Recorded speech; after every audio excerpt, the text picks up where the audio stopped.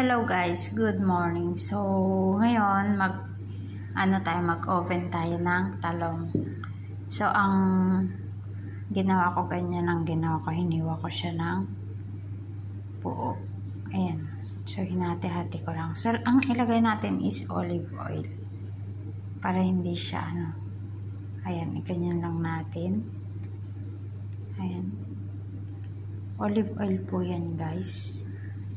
Mas maganda kasing i-oven kasi hindi siya masyadong maano sa mantika. Matakaw. Ayan, so kailangan natin lagyan ng konting asin. So, ayan, lagyan na natin ng konting asin guys. Tapos i-oven natin with 15 minutes.